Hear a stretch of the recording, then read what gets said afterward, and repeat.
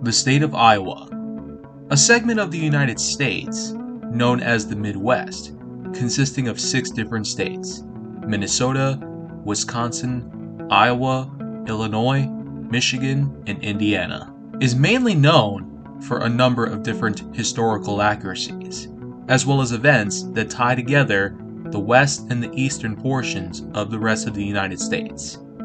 Iowa, of course, is known for its December 1846 admission to the U.S. Union as the 29th official state of the American Union.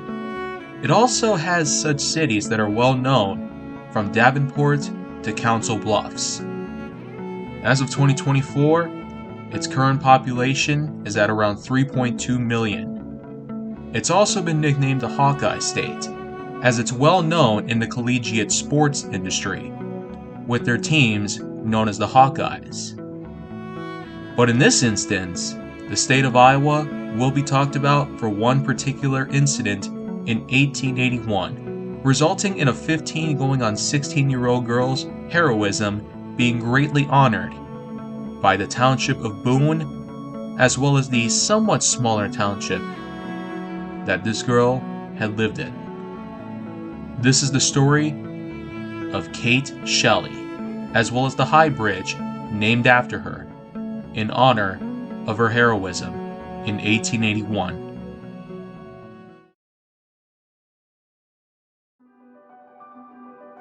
Before we talk about the wreck that happened, as well as that unique event that transpired, let's talk a bit about Kate Shelley herself. Kate Shelley was born as Catherine Carroll Shelley on December 12, 1863. Originally born in Ireland, near the village of Duncurin, she had been baptized in December of 1863, when she was just born at that time. Her parents, Michael and Margaret Shelley, originally got married months prior in February of 1863.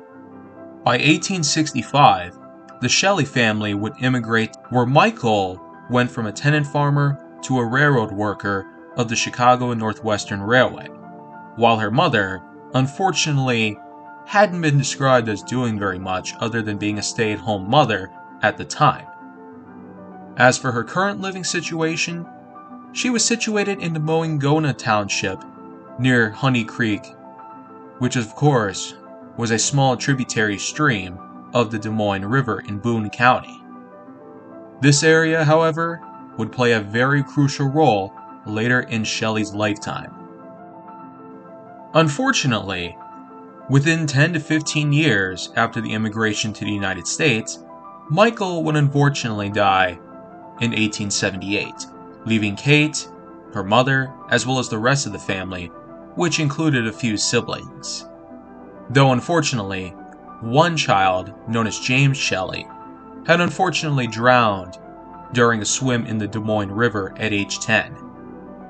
Kate had tried to help support the family from various odd jobs, from planting to harvesting, and even part-time hunting. But of course, they didn't do very much. Support was barely viable, even with Shelley's help. However, in 1881, that would all change. July 6, 1881. It was a rather stormy night that had occurred. Throughout most of the day, the Shelley family decided to stay at home and take shelter from the massive amounts of water that were not only pouring from the sky in the form of torrential rainfall, but also from Honey Creek and the rest of the Des Moines River in Boone County, becoming a bit of a torrent in its own right. Kate Shelley would end up hearing a certain noise in the distance. Supposedly, the nearby railroad trestle, sometime near her home, had apparently experienced some sort of issue that went down. A flash flood had apparently taken place along Honey Creek. Timbers along the trestle of the Honey Creek Bridge had unfortunately allowed it to partially collapse. To make matters worse, there was a train attempting to cross the bridge while the flash flood was going on.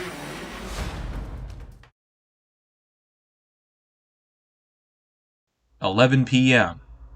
Central Daylight Time, July 6, 1881. The bridge would collapse fully, taking the train down with it. A crew of 4 was aboard the engine. This pusher locomotive was little more than pure chaos.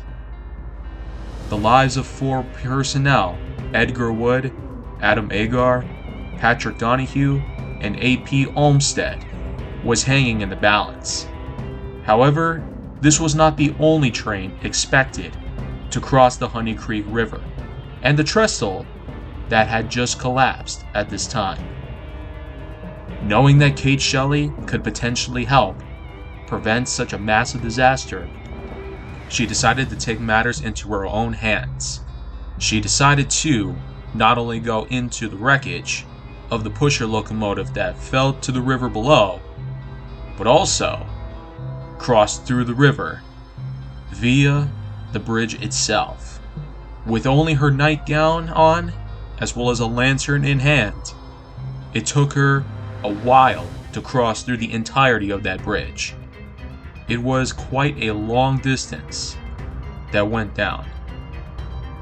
Over 2 miles worth of distance she managed to cover, with just her hands and knees keeping her going, and the lantern, of course, to help prevent another train from departing from the nearby Moingona Station, and, of course, an upcoming Chicago and Northwestern passenger train with over 300 people on board was destined to cross that same bridge that had collapsed.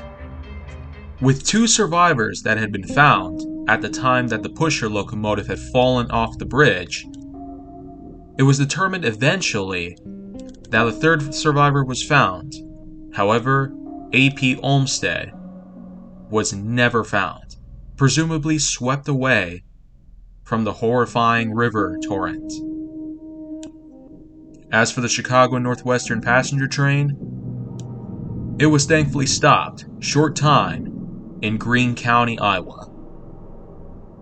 About 200 people on board were found, and once the passengers and crew knew of Shelleys' intentions, rescue teams were put together, not just for the crew of the pusher, but also to find out if anybody else could have also been taken from the torrents of the Des Moines River itself.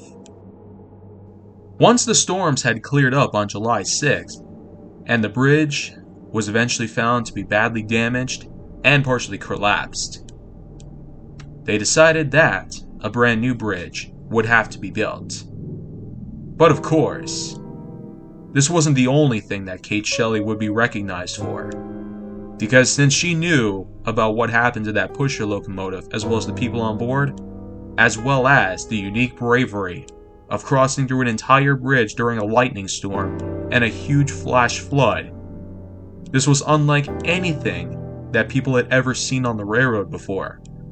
And on top of all that, it was quite a night that she had taken upon herself to save lives in the faces of such horrifying peril. It was unlike anything the United States had seen, where a teenager had done something to save hundreds of people from certain doom. Starting in 1899, the Kate Shelley High Bridge, which would be a massive viaduct, would be built to accommodate large amounts of passenger and freight travel. Unlike with the previous bridge that occurred in the Honey Creek area, this high bridge was built with more higher quality materials, including the best kind of steel that they could use for the trestle system. Within 2 years, the Kate Shelley High Bridge would be complete, and it stood as a unique marvel of modern engineering at the time in Boone, Iowa itself. It carried a lot of rail traffic, especially the Chicago and Northwestern, which was originally supposed to go over the Honey Creek Bridge up until the point that Kate Shelley intervened. Since then, Chicago and Northwestern has done better to traverse these high bridges, especially in such horrifying conditions from lightning storms to flash floods. But after about a century of usage, the bridge would more than show its age. So in 2009, Union Pacific, the successor of Chicago Northwestern and the current owner of the Kate Shelley High Bridge, would begin constructing on another trestle bridge, this time utilizing concrete pillars instead of steel ones. The old one would still stand tall and proud alongside the new one. To this day, with both bridges still around, the Union Pacific still has full operation and control over this bridge. But the new High Bridge still does hold up much better than the old one, thanks to the unique combination of concrete and steel blended together to create a very sturdy surface. As for Kate Shelley herself, she would continue to live life for a few more decades, receiving a lot of peace and prosperity from people and a lot of fame as well as some fortune because of her bravery on the night of that infamous accident. However, some things unfortunately wouldn't go her way. The land in which that her home was occupied was near foreclosure by 1890. Some items, including an Armenian rug, ended up being auctioned, and some other money that came out of Chicago would be donated. She also attempted to apply for the Iowa State Legislature because she was determined to help not only her mother but also her illegitimate brother. Things wouldn't go her way throughout the 1900s, however. She never got married, in spite of what she had done over the years. And while she even had done some odd jobs here and there, she unfortunately had gotten some bad health. By 1911, her appendix would have to be surgically removed. And while she would hold on, it would only get worse. By the end of the 1900s, Bright's disease, otherwise known as acute nephritis, would begin to develop. Kate Shelley would die on January 12, 1912, at age 48. Since then, her legacy would carry on, including Chicago Northwestern naming an official passenger train after her, known as the Kate Shelley 400. It would operate between 1955 to 1971, upon the formation of Amtrak.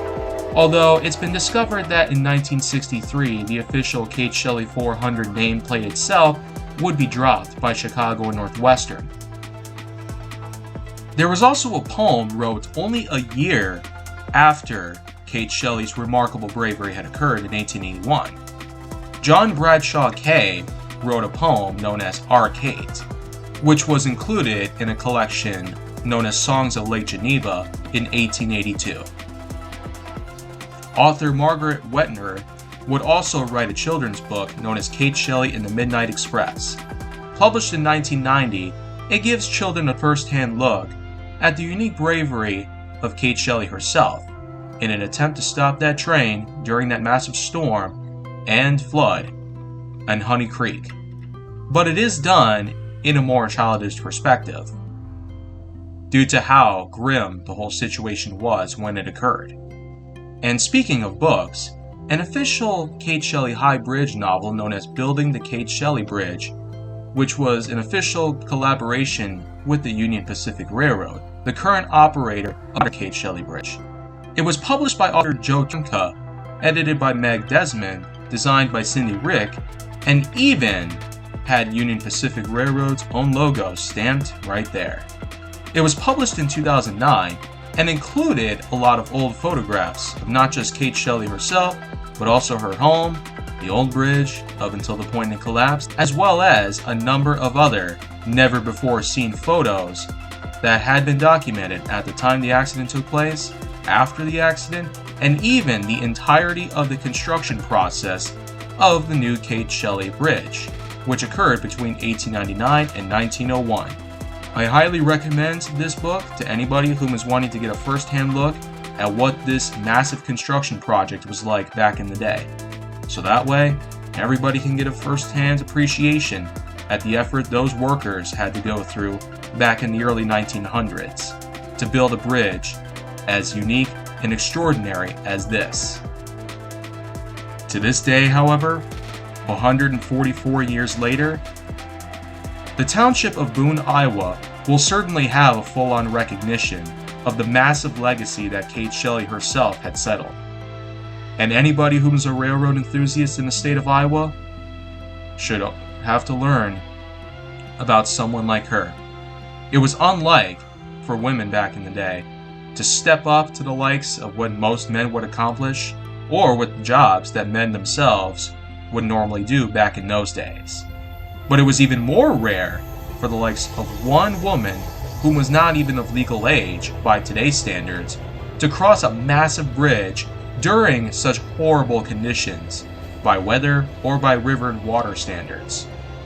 Even I will always recognize Kate Shelley for the many acts that she did, but also the massive history that had unfolded since that infamous night in 1881.